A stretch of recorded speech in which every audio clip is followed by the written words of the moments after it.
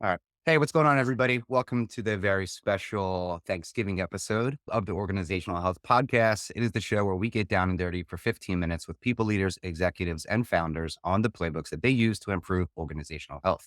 In today's podcast, we have Nadia Vatalidis. I think I got that right. VP of People at Remote, which simplifies how companies employ global talent. They're on a mission to open up the world of work for every person, business, and country. Nadia, are you ready to kick this off? And happy Thanksgiving, Brian. And thanks for telling me before the podcast about your amazing pineapple pudding. I Yeah. wish I was in the US to experience that. Fantastic. All right, cool. So tell us about your background and your experience in HR and leading people teams. Yeah. Currently VP of People at Remote. I feel like we're helping to redefine the way of work and ultimately opening opportunities, both for companies, but I think what I'm excited about is opening opportunities for all these amazing, talented individuals around the world to work for tech companies through a tool like ours. And so that accessibility it creates really excites me. Here at Remote, we did a ton of scaling over the last 2 years since I've joined. I joined at 70 people. We're at 950 people now in roughly 75 countries in the world. Prior, I came from GitHub, which was a really nice opportunity to step into the world of Silicon Valley tech startups that eventually successfully IPO'd. I spent about 4 years at GitLab, also in the people space, mostly heading up ops, and here at Remote, heading up the entire function of people. Fantastic. So 950 people right now, 75 countries for remote. What are the goals over the next year for remote?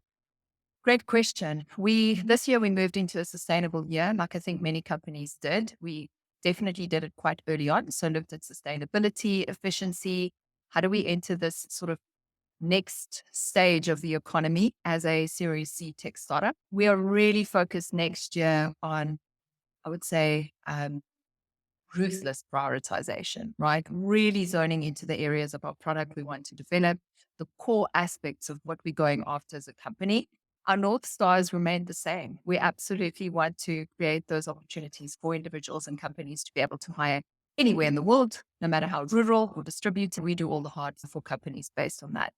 Care so much about the human experience. So it's not just the employer UX that matters. It's absolutely those employees that work for them as well. And then we work in a very modern, very forward, very redefining way. So I get to have a lot of fun with innovation and also very challenging situations to manage all these amazing cultures, all these amazing people around all these countries in the world. I'm assuming right now, so you guys did Series C. Is there a plan to raise sometime soon? And also, where do you see your headcount within the next year? Headcount would probably stay around the same. I would be surprised if we grow with more than 100 people.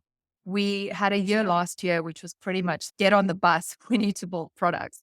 This year is about we have goals, we have priorities now. We know what we want. We have great people working for us. And so now it's more about critical roles that we just simply haven't filled in the last 2 to 3 years. We're only 3 years old now. In January, we'll celebrate our third birthday.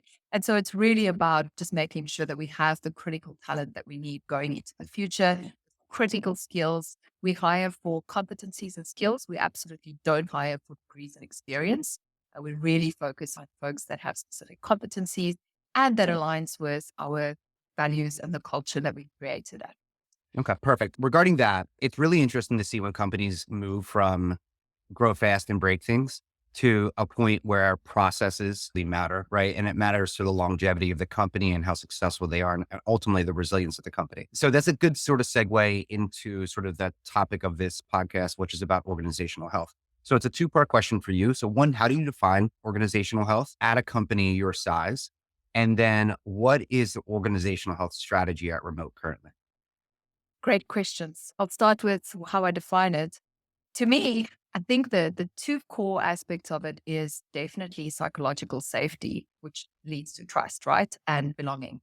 Belonging is a very big topic at Remote. And so if I need to unpack that and how all the other things knit together, I think it's really based on what your diversity, equity, and inclusion strategy is, how that works, whether you have a policy, a guideline, a strategy, doesn't really matter. But how does that work to install an environment where you can feel that you belong to, especially in a distributed company where we've never met in person? Yes, I've met a bunch of remoters because I travel a ton for events and talks, etc. But Every single remoter has not met every other remoter. And so it's really important that we build belonging intentionally in an environment like this.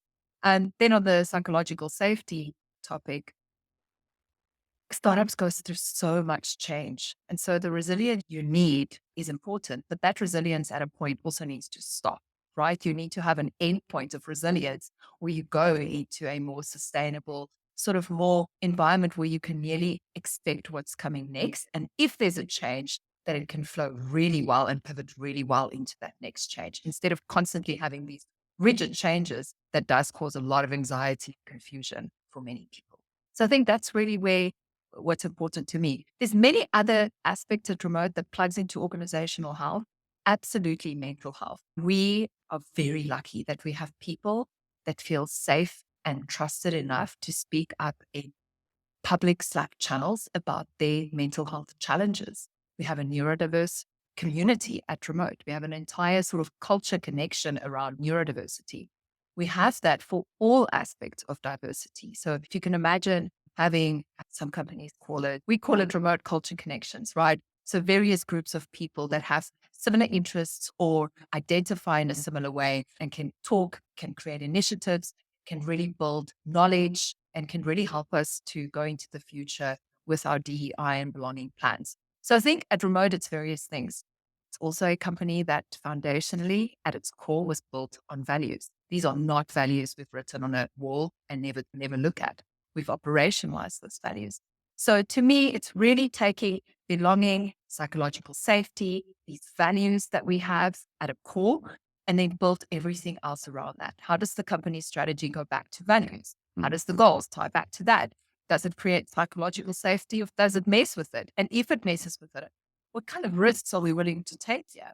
I will say, when you're 70 people and you scale that fast, what the company was, what your organizational health was at 70 people, is definitely going to look very different at 950. The culture will change. It will evolve. What your priorities were at 70 people and how you operated is also has to become more efficient at 950 people, also combine that customer growth, that employee growth that we've got through. So I think it's important to just recognize it's certainly different from where it was before. I love looking at difficult questions in engagement surveys. Early on, one of our board members said to me, "You do it." And this is obviously we're Series C funded, right? So our board is also some of our VCs that has funded us. But one individual just gave me such great ideas around engagement surveys. And he's, please don't always go and ask the same questions. Don't go and use that 55 steps of engagement survey. Ask really difficult questions. And we have some good questions around belonging. And I always like taking that and go, based on this feedback, what are we doing at the executive team, middle management, IC level? What are we doing to listen with an empathetic ear to this feedback on belonging or on the aspects of psychological safety at remote? And what goals are going to link back to that? What changes do we need to make to improve not just that percentage, but the feedback that we're getting? That's been really great. It's also been very rewarding to work in an executive team that cares about that feedback and that's willing to go on this journey with me to ask these really difficult questions. That's not the run of the mill engagement survey questions. So I think that in itself has just been really great to be able to use all of those items and tie that back to organizational health. Mental health in itself at Remote, we have had various programs. We have iterated on them as well. We absolutely offer mental health support company wide. To do that in 75 countries is really difficult because you want to create this equitable experience. But we have been able to provide that. I think a step up from that is about how you engage your leadership community to have discussions about what's really going on for someone day to day. And listen to one chat that you had with someone around sales. If someone isn't delivering on their target and they've always delivered, they've always been this like top, always making margins, etc., and something changes, the first thing you need to ask is, how are you doing? How are things going for you? Is everything okay? I think it's about that check in first with the individual before you hit the agenda items and targets.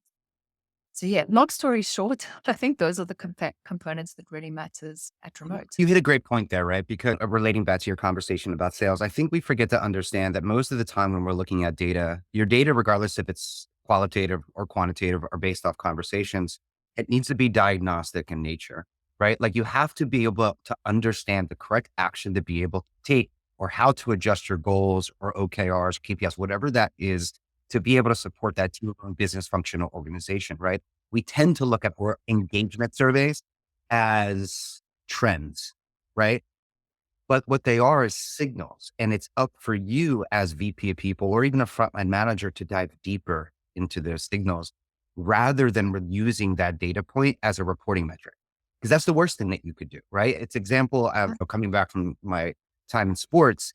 It's like my ankle's injured, right? Or an athlete's ankle's injured. What do you do about that to be able to make sure that one, that athlete can still train, right? And can still push forward.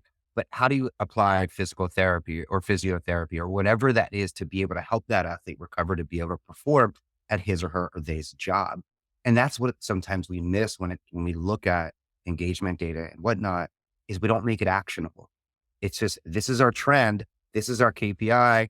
Okay, we're moving in the right direction.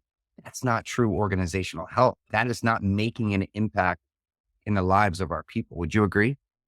I would agree. I think we focus so much in people orgs on those trends and then year on year data Yeah. that we nearly like risk a bit adverse to go and ask harder questions next time. Yeah. We got your feedback on this topic. We are diving deeper now. Yeah. Something else, we've made these changes. We got your feedback. We saw what was going on. We got all the signals that you shared with us.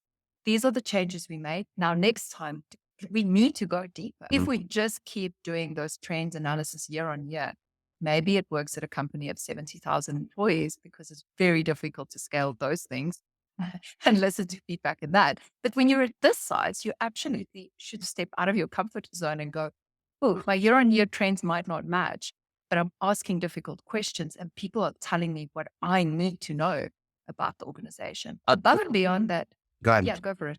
No, I was going to say Above when it comes down to your point, a lot of times what we forget as well is that sometimes you have to quantify the impact of the decision that you made. And I feel like what ends up happening is, to your point, we get the data, we run strategies, and whatever strategy that might be, it could be benefit offering, it could be reduction in hours, it could be multiple different things.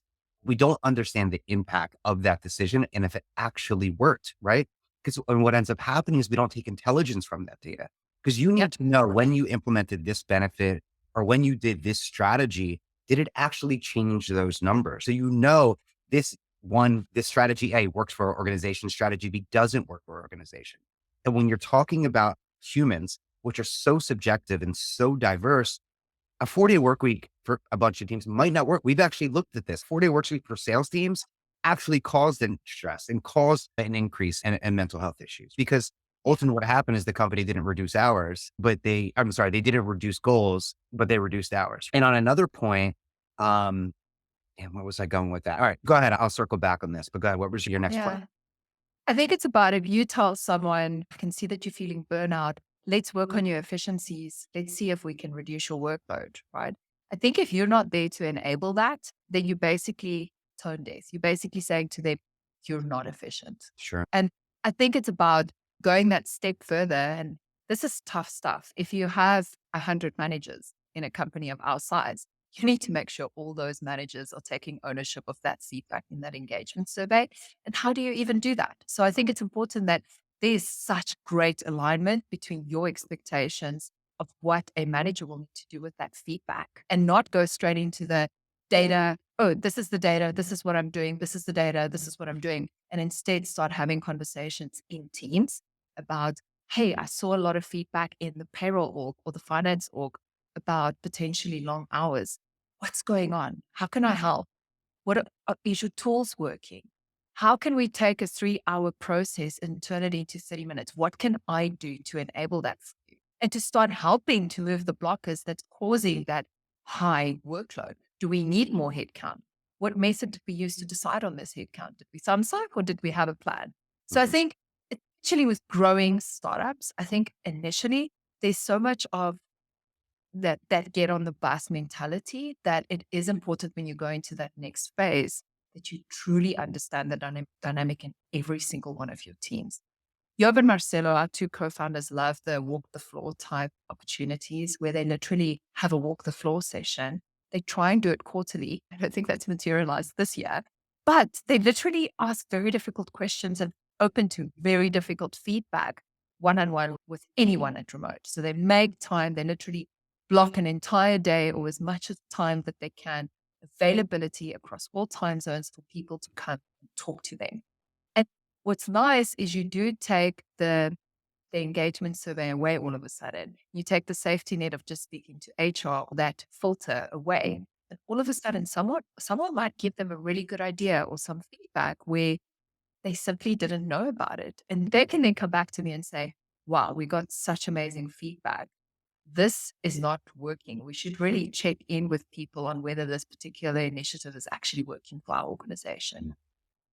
For that reason, I don't always like signing vendor agreements that are multi-year. And it must be frustrating from a vendor perspective. I'm sure it's even frustrating for us when we are trying to sell multi-year deals. But I actually like making sure that the tools I have, all these amazing things that I've implemented, are working for the people of remote. It might work for all these other amazing companies, but it might not work for this particular audience and the stage that we're at, because we go through so many different stages during growing years in a Mhm. startup.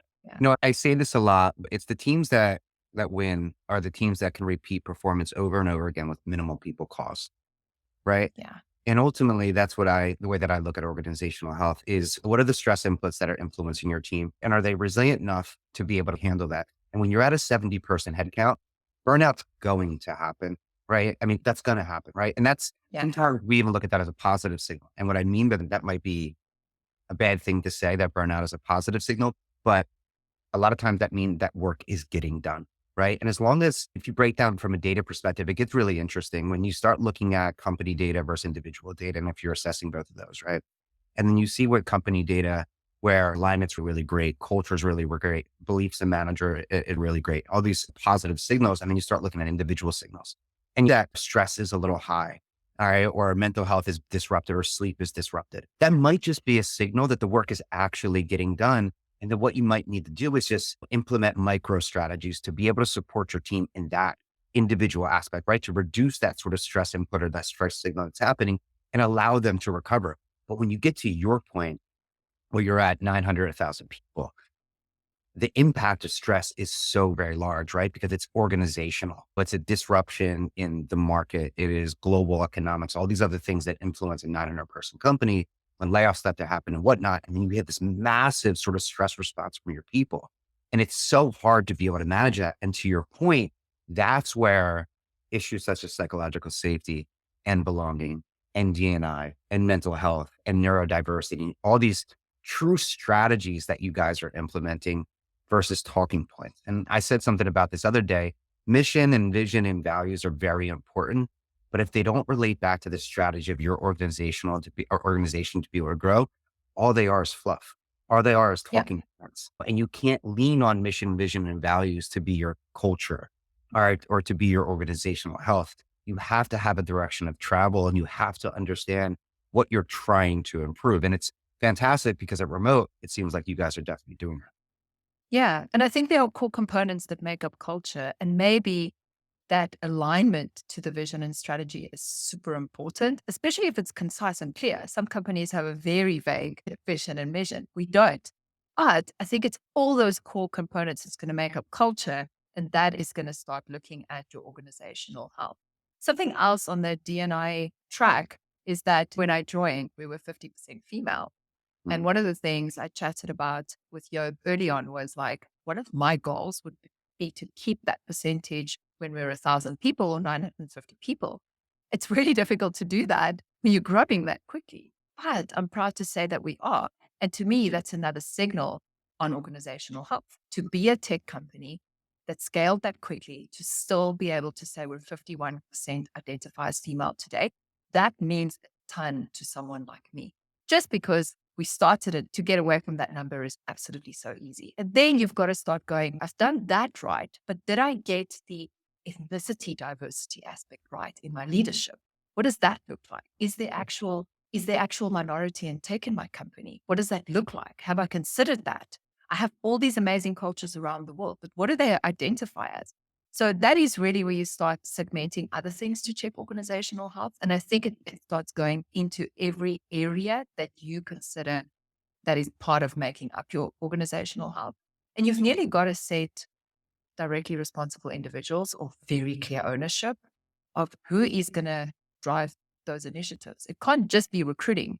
The hiring managers and all your leaders that's involved with hiring has to be on board with that strategy as well. So I think there's so many components to organizational health. It's such an amazing topic and it's definitely underrated. As you said right in the beginning, I don't think all the amazing strategies that a company has is always tying back to that. So it's important Mhm. actually to tie that back to organizational health and talk about that as a topic and then how it links up to it and how you measure that at the end of the day as a whole.